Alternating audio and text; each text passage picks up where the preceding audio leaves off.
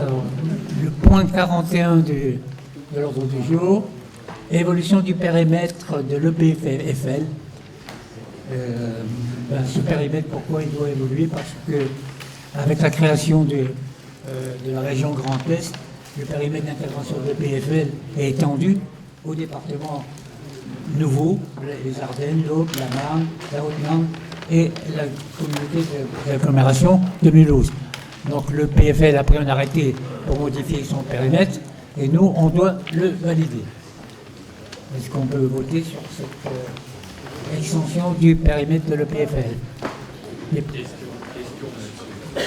question, c'est important pour nous le PFL parce que Dieu sait s'ils œuvrent sur notre territoire dans le cadre de la requalification des friches et étendre au périmètre de la grande région, pourquoi pas, mais les financements, parce que actuellement les financements servent au périmètre actuel, mais quid des départements qui vont adhérer, puisque ils n'auront pas participé au financement.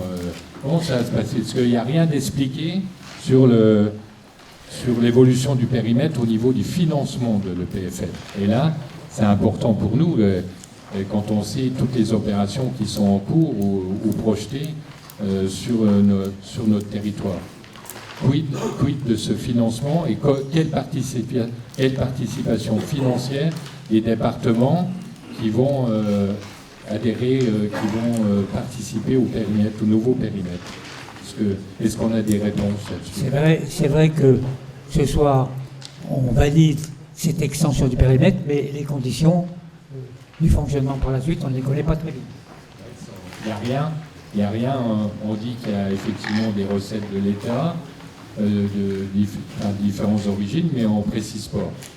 Et vu la masse de travaux qu'il y a à faire, ne serait-ce que sur le périmètre de la communauté d'agglo, si les crédits, on les dispatche aussi sur les territoires, je pense aux Alsaciens, même s'il n'y a que le Haut-Rhin, que certaines communes du Haut-Rhin, le Bas-Rhin, je crois, n'y est pas concerné, je ne sais pas pourquoi d'ailleurs, et il faudrait qu'on ait des précisions sur les financements et comment ils vont s'organiser. On a déjà eu une première réunion avec eux, ils ont dit qu'ils allaient s'organiser, ils étendaient le périmètre, mais au niveau des financements, on n'a pas de précision là-dessus, et Dieu sait si c'est important. Je peux donner une petite Il ne faudrait pas que le financement qui a été mis en place par le PFL, elle serve maintenant au territoire voisin, même si j'ai rien contre nos territoires voisins amis, mais encore faut-il qu'ils participent.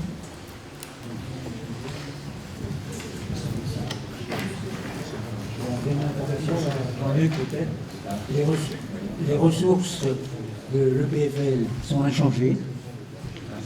Inchangées. Oui, les ressources sont inchangées. Ça veut dire que le pactole actuel, il va rester pour l'ensemble de la région Grand Est. On peut supposer que c'est ça. Parce que ça ne marche pas. Sauf, peut-être, ça marche quand même avec les ressources fiscales spécifiques. Les ressources fiscales spécifiques peuvent changer. Est-ce qu'on pourra avoir des précisions là-dessus?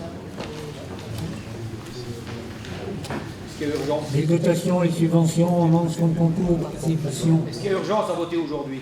Oui. Non, aujourd'hui, non. Aujourd'hui, on est d'accord sur l'extension du périmètre. L'extension du périmètre qui est liée. Je pense qu'il a soulevé le problème, Jean-Luc. Tant que le périmètre a quand même somme, voilà. On s'est déjà fait avoir quand même avec l'assainissement. Avec l'agence de l'eau Rhin-Meuse, où l'État nous a piqué la goyotte de la Rhin-Meuse. C'est pour ça qu'on ne peut plus faire de l'assainissement non collectif. Et il ne faudra pas que ça se reproduise avec le PFL. Parce qu'on était les seuls à avoir un établissement qui est très efficace, il faut le dire. Et aujourd'hui, si la même somme est redistribuée sur l'ensemble des départements que constitue la grande région Est, on est mal, à mon avis. Et on ne va plus faire grand-chose. On ne peut pas travailler avec l'argent. Oui, il regorge d'argent, mais qui a financé cette masse? C'est les territoires actuels. Jean-Luc, je donne les informations que j'ai là. Seront suffisantes ou pas? Les ressources d'établissement comprennent 1. Toute ressource fiscale spécifique autorisée par la loi. 2. Les dotations, subventions, avances, fonds de concours ou participations apportées par l'Union européenne, l'État, les collectivités territoriales, leurs établissements publics, les sociétés nationales, ainsi que toute politique, toute personne publique ou privée intéressée. Ensuite, le produit des emprunts. Ensuite, les subventions obtenues au lieu et place des collectivités territoriales, établissements publics, sociétés. Donc, oui, mais ça, c'est général. oui. Mais ça ne dit pas actuellement ce qu'ils ont en budget, comment ils ont obtenu ce budget, quelles sont les opérations programmées et comment elles sont financées. Et ça, c'est d'ordre vraiment très général. Et effectivement, ils acceptent toutes les subventions possibles de l'État, des collectivités, mais pour le moment, il faudrait qu'on ait des précisions pour savoir qui a abondé et quelles sont les nouvelles ressources pour étendre le périmètre. Ce qu'on sait aussi, c'est que le PFL, on est bien content de l'avoir.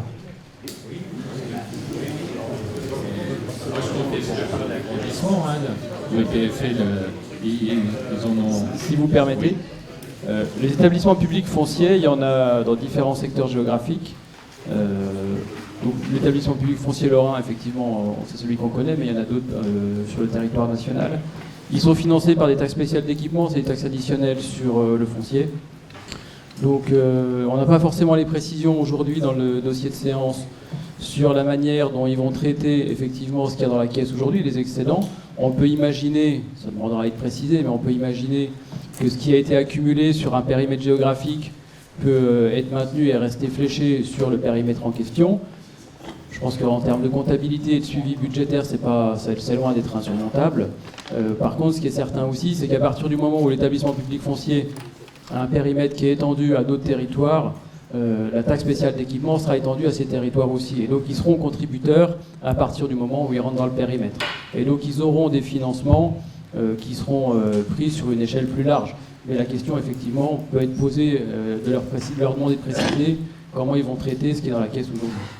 Je suis d'accord avec toi, mais je retiens que la première partie de ton explication, effectivement, est-ce que la cagnotte, si j'ose m'exprimer comme ça, elle reste sur le territoire actuel? Et ça, il faut qu'on le sache, parce que vu les projets, je me répète, mais vu les projets, et c'est par millions d'euros, ça serait dommage que les territoires actuels qui ont contribué ne puissent pas bénéficier de cet argent-là. Je lis un petit paragraphe. L'avis des collectivités et du comité est réputé favorable s'il n'a pas été émis dans un délai de 3 mois. Ça veut dire qu'on a encore du temps quand même. Ça veut dire qu'on peut le voter la prochaine fois en ayant posé les questions là, justement de cette cagnotte où elle va. Moi je lis, hein. J'ai pas été loin, c'était la première fois. Moi, j'ai jamais entendu parler de cagnotte, Du 10 décembre 2019. sauf pour le boxeur. On est tamponné. On peut voter sous réserve que effectivement ce que tu as énoncé soit précisé. Effectivement, si vous êtes d'accord, on peut donner notre accord pour cette extension sous réserve que les finances, le budget de l'EPFL soient précisées.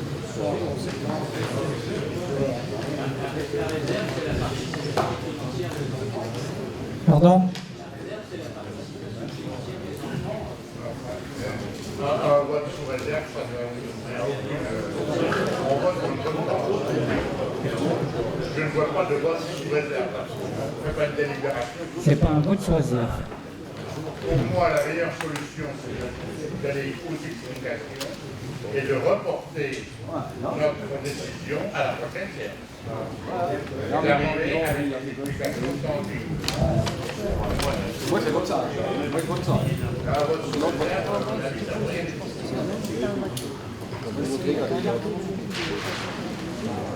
Bon, on a une autre solution aussi, c'est de reporter ce point-là, de supprimer ce point à l'ordre du jour et d'en parler une prochaine fois. Ça, c'est possible. Ce qu'on a Alors sur le fait de reporter ce point aujourd'hui, qu'on annule ce point à l'ordre du jour aujourd'hui, que ce soit reporté. On vote pour ça. Pour le report. Qui est pour? Tout va bien. Merci.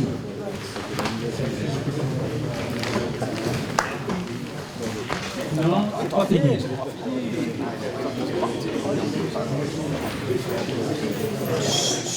Alors, je vous communique les décisions prises par le président et le bureau communautaire. Décision en matière de marché public, prise par le président dans le cadre de ses délégations. Marché public de services, assurance, construction pour la réalisation d'un pôle culturel et touristique à Saint-Dié-les-Vosges. Pardon. Marché attribué à l'entreprise SMA BTP pour un montant total de 125 606 €. TTC. Marché de travaux. Construction d'un bâtiment relais à Senones. Relance du lot 11, serrurerie. Ce marché a été attribué à l'entreprise Alufé Prioté de Sarrebourg pour un montant total de 43 994 €. Marché de travaux, transformation du bureau de poste de Bande-Laveline en agence postale intercommunale et MSAP. Tout total du marché, 99 665,80 €. Lot 1, gros œuvres et ravalement, a été attribué à l'entreprise Isoba de Neuvillers-sur-Fave pour un montant de 47 469 € hors taxe. Le lot 2, plâtrerie et faux plafond. Ce marché a été attribué à l'entreprise Ellipse, bâtiment de Grand l'étape pour un montant de 17 385 €. Lot 3, électricité, marché attribué à l'entreprise Sodel de Saint-Dié pour un montant de 13 511 €. Lot 4, plomberie, sanitaire et chauffage. Ce marché a été attribué à l'entreprise Eric Tyson de Sainte-Marguerite pour un montant de 9 336,80 €. Toujours hors taxe. Le lot 5, peinture, confiée à la boîte à outils. Vous savez ce que c'est que la boîte à outils? Pas de paiement direct, achat du matériel et valorisation de la main-d'œuvre. Donc il n'y a pas de somme dans ce lot 5. Lot 6, sol souple. Ce marché a été attribué à l'entreprise Francesconi de Removex pour un montant de 3 590 €.